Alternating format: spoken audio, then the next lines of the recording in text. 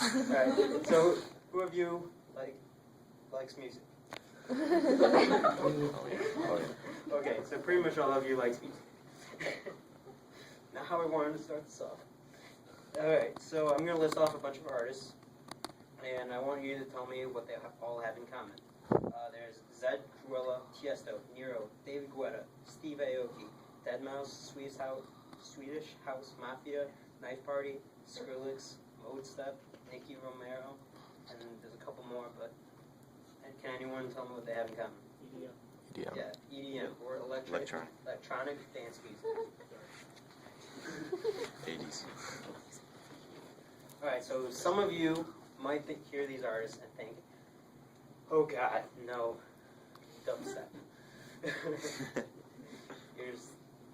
You have these stereotypes and misconceptions about dubstep and dance music, and I would just want to help you guys get over this. All these artists are part of the world as becoming part of your music as well, and on like 98.7, 955, it's just becoming more and more common. Their style, though, is ridiculed, and their worth as an artist is diluted. These artists are big in the world of EDM. It's only getting bigger. But these thousands of artists are also not getting their time that they put in and their money back.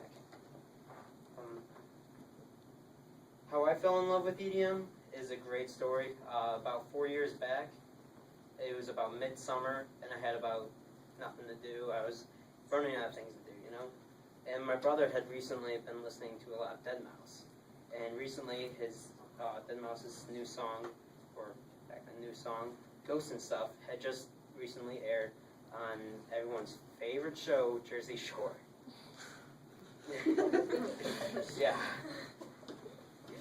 This sparked in his head to just, you know, he really liked the style of dance music, and it slowly progressed him to listening to dubstep.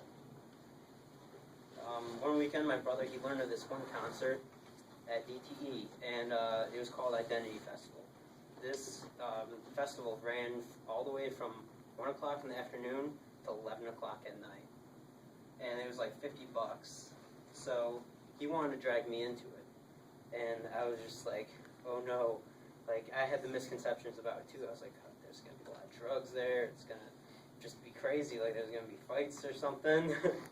But then I thought, I was like, yeah, well, you know, there's drugs and everything at any other concert you go to, so might as well go. Try it out. And, but once I got there, though, they took my ticket and they patted me down, and they like made sure I didn't have any weapons or drugs, and they even searched my socks. And they did a really good job at like looking for drugs and making sure you did not bring anything into there. So like about midway through, after the bass had been kicking the entire time and just like roaring through my body, it was a great time. And Steve Aoki was playing on set, and he was playing the song "Memories" by David Guetta. If any of you know it. And the song's lyrics were just exactly how I felt at that moment. How I wanted to capture those memories and just hold on to them forever, because I was just having such a great time, and I wasn't on drugs, so you don't have to be on drugs to go to those concerts.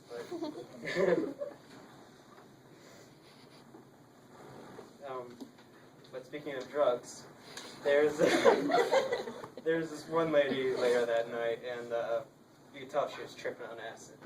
And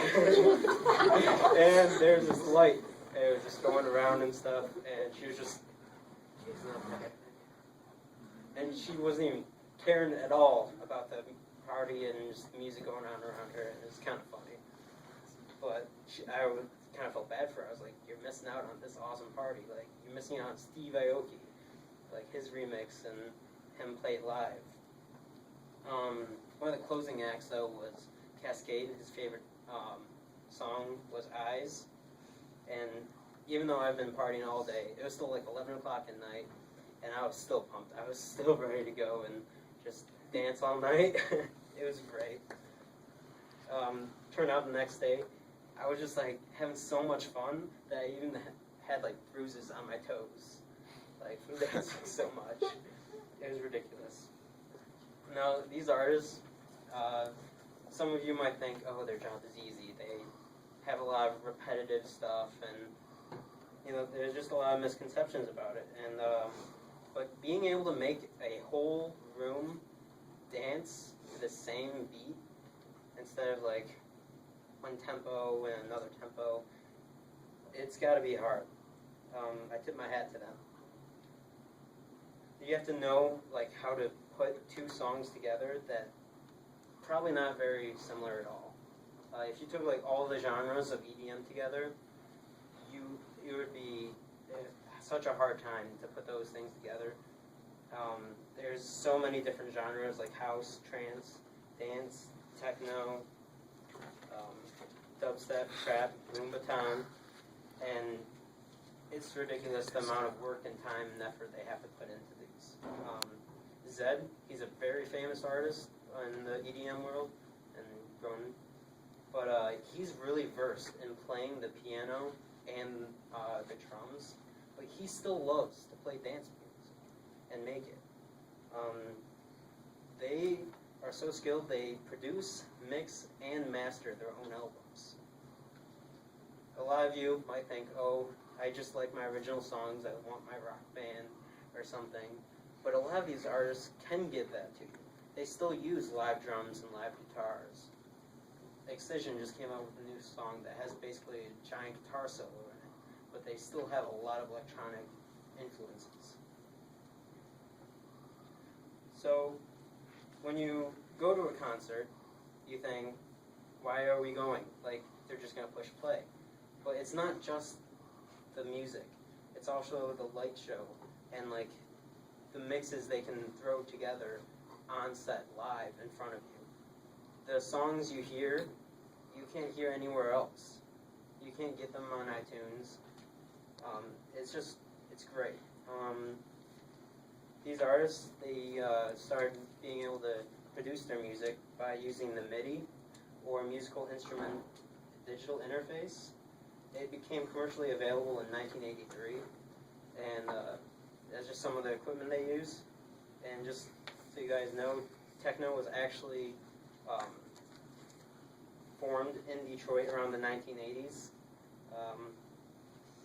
So again, like, you guys just gotta dip your toe in the waters of EDM. I'm telling you, you will find something out there that is for you. There's tons and tons of different styles, and it'll be great for you to just try it out.